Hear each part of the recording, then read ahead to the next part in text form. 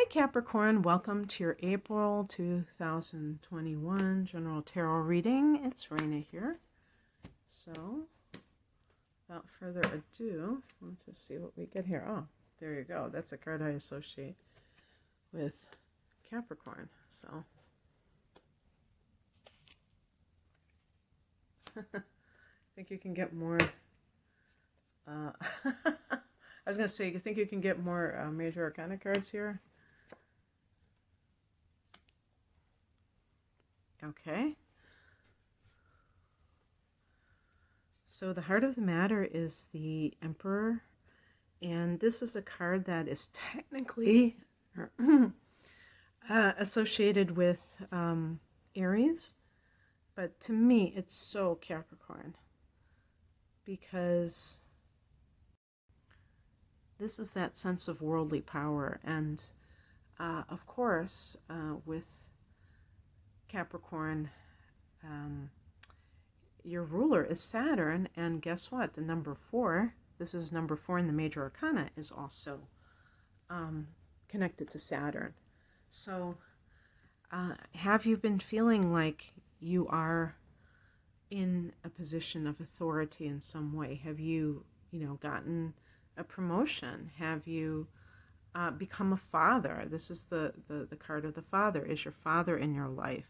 Is the father of your child in your life? Are authority figures seeming to be a theme in your life right now? So if you're like someone who is dealing with the government or dealing with the military or the police or something like that, that can be coming into play with you.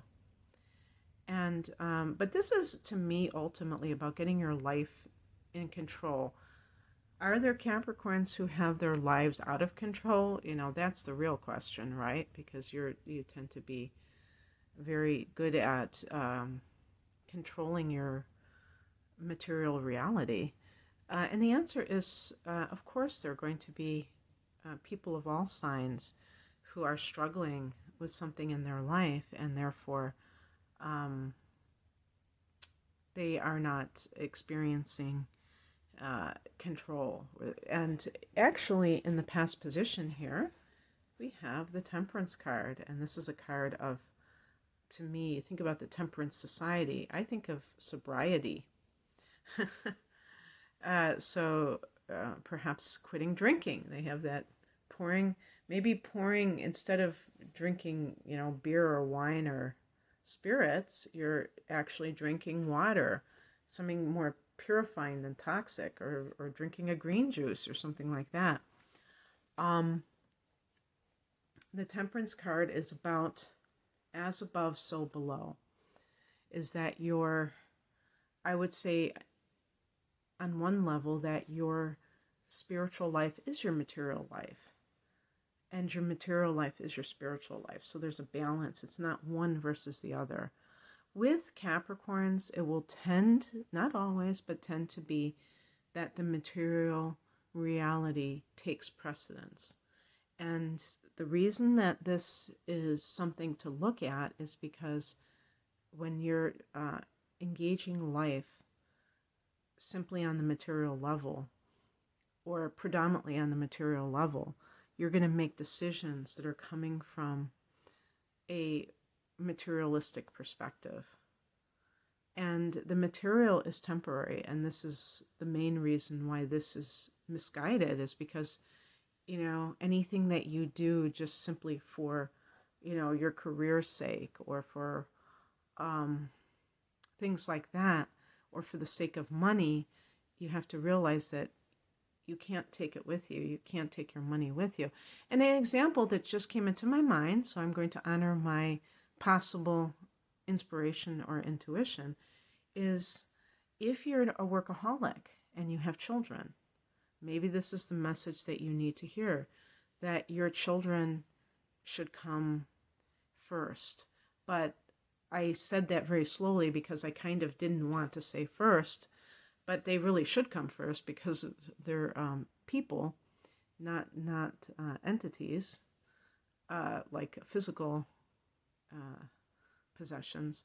But I don't want to give the impression that I'm saying you should just neglect your career objectives. What I'm saying is that some people are such workaholics that they miss all of their children's things in life, and then they regret it later on.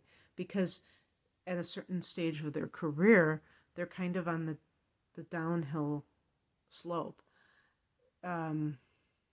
Capricorn, the goat, the mountain goat, is always climbing that ladder of success. And while that can produce a lot of fruitful results, at a certain point, especially if you're working for other people and you don't really have control of those kind of things, you might find that you're hitting a plateau.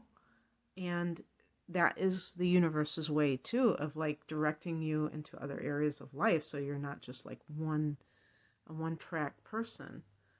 And because then it's hard to expand if you're just that narrow. Even if you're experiencing a lot of success in one area, but you're multidimensional beings, so that it's important to be to tend to other areas of life too. But what can happen is that you find that, oh my gosh, it wasn't the end all be all of my life.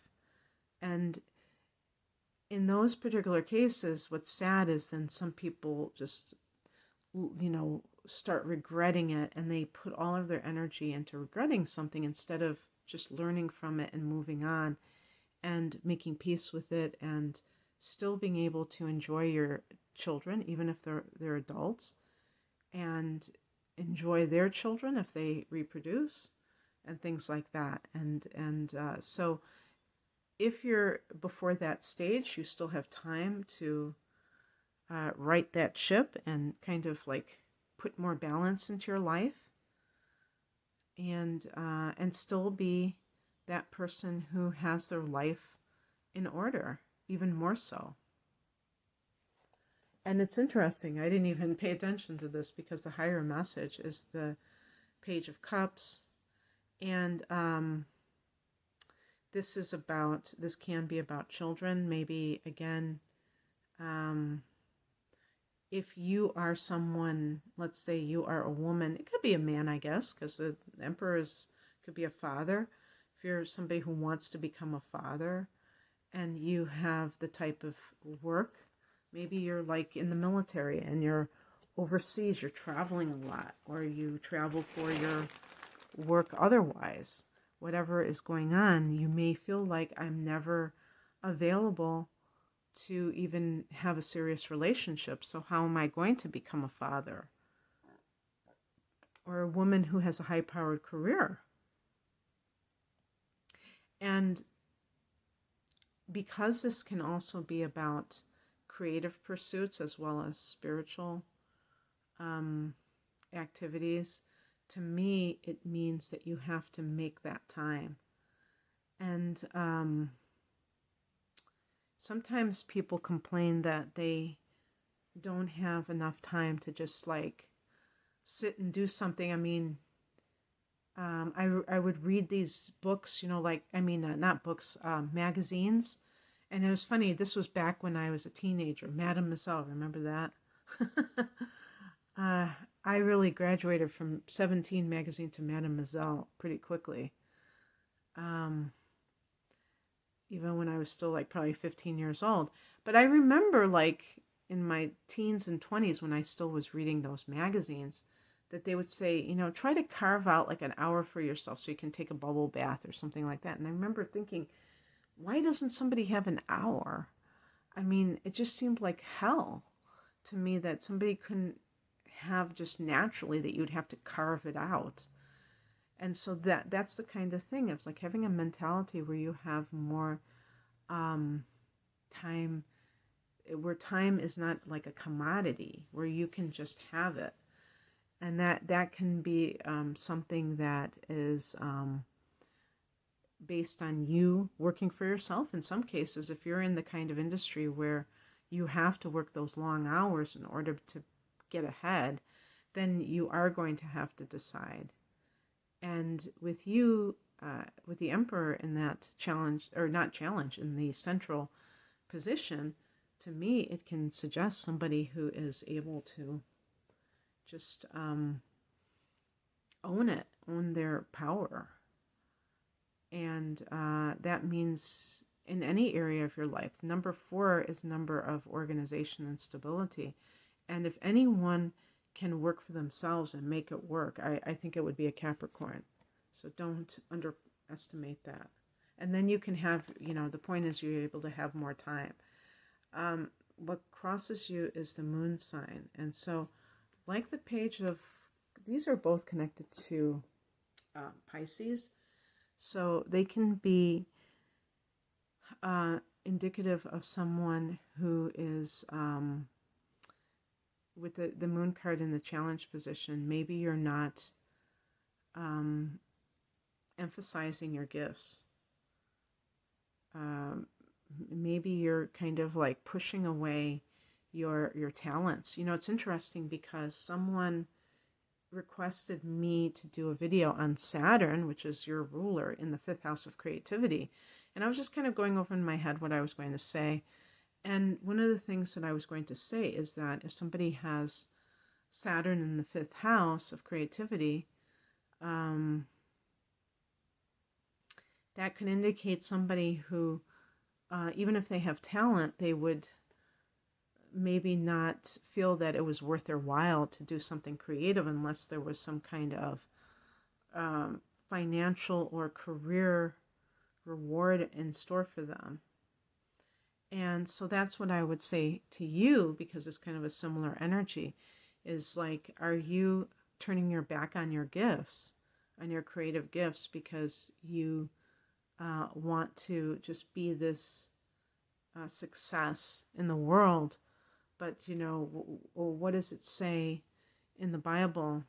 Be in the world, but not of the world.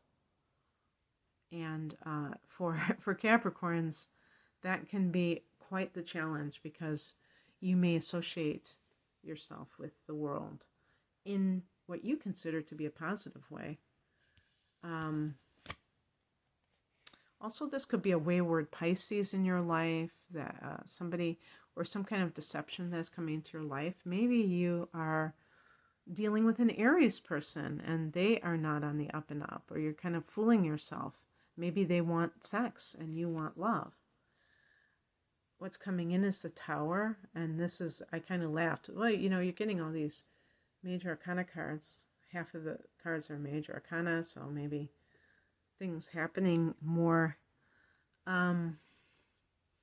dramatically this in April. And this can be like the tension building and then the release of something has to give. And so this is what I'm saying, is that we get to these points in our life where something has to give. Pluto has been transing through Capricorn, as a lot of you may know, for years. 2008, so we're talking about 13 years, right? If I do my math correctly. And that is, so,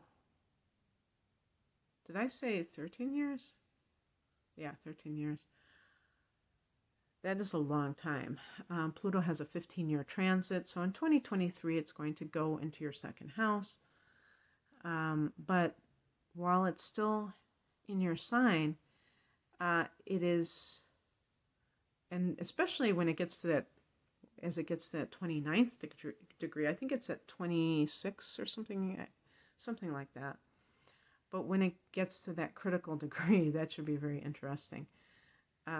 That might be like that build up to the Tower, that release, But anyway,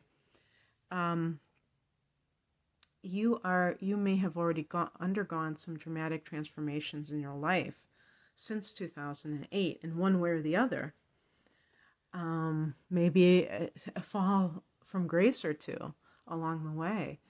But now is the time when something else is building up that has to come out. And this could be like if somebody has been deceiving you, and maybe on some level you have been tolerating it, accepting it, what have you.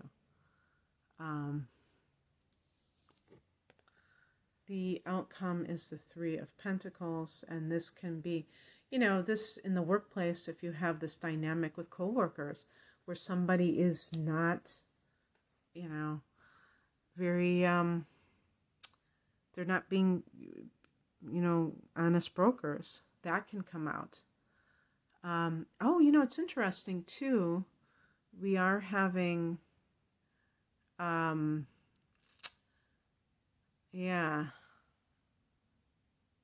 I'm recording this in March though, so I don't want to talk about March transits for April. I was going to say, for those of you listening in March, we're having a full moon in Libra. And this actually would be your 10th house of career. It's a super moon, actually.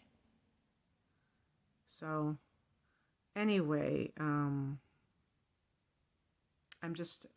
know there's something, I just got a message, so I want to go, but this is good for money. This is good for cooperation with other people. And maybe there was a bad apple that has to get rooted out. Who knows? Okay, if you'd like a personal reading, the link is below. Take care. Bye.